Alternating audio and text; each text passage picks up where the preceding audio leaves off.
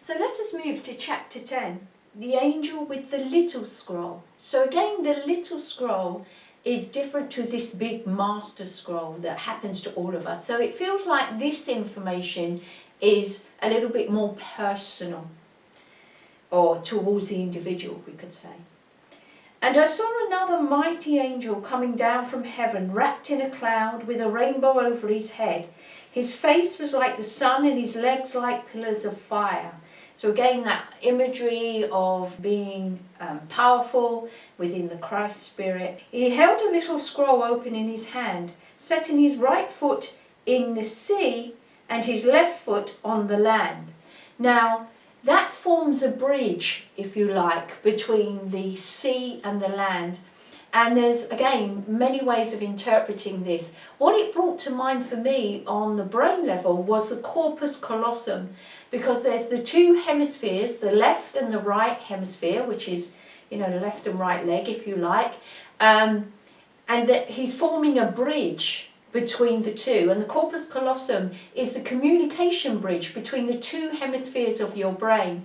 And if I show you the book that I've written on the two sides of the brain, the head, heart battles, etc. that we have, and this is really the psychology of the Course in Miracles, and therefore now of the Book of Revelation, you can see that this hemisphere of the brain, I call it the spirit side, the right side, the creative, spiritual side, the abstract thinking side, as opposed to the ego side, the logical, rational side, if you like.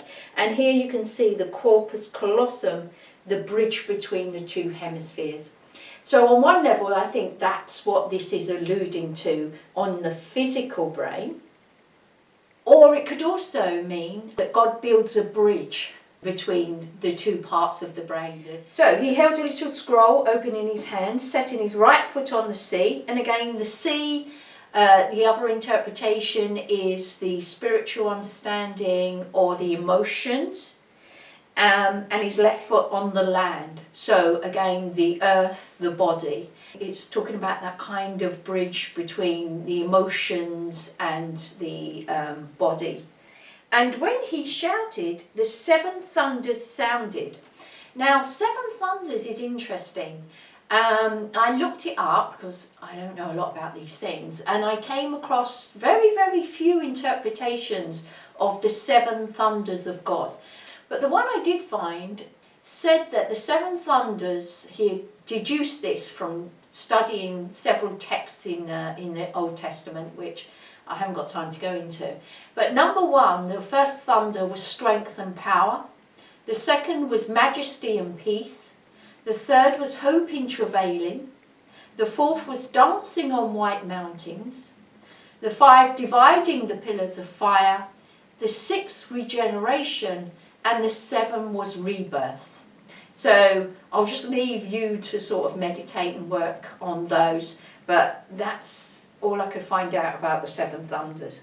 So he's shouting out, I guess, some of the strengths of God, etc.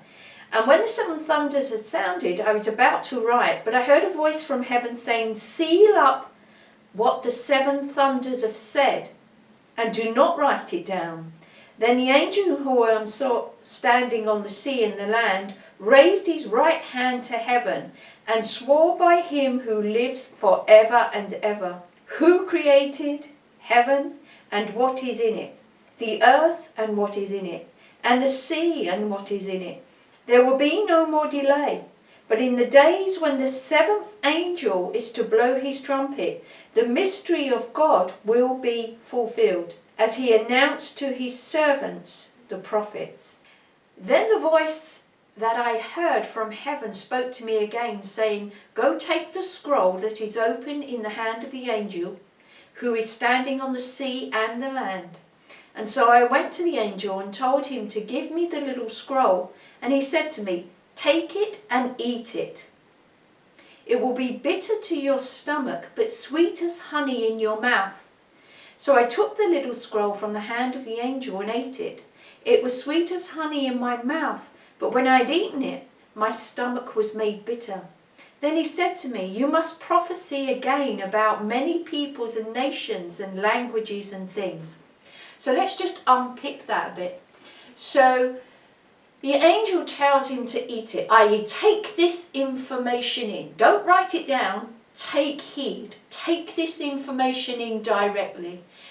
It's going to be sweet to your mouth. And now it may be alluding to the throat chakra. The throat chakra will enjoy this, but the lower chakras, it will be bitter to your stomach, the sacral, is not going to like it. So the heavenly part of you will get it, will understand it, will want this information, it will be glad this is going to happen, but the lower parts, the ego's domain, if you like, is really not going to like it. It's going to be a bitter experience for that.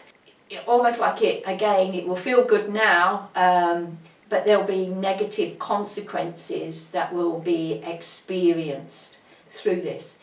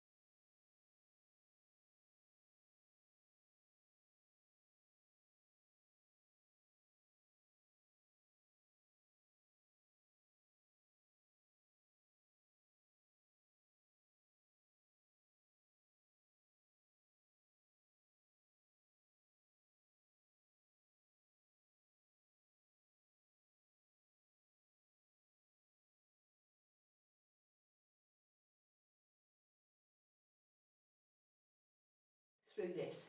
And the prophecy to all, tell all.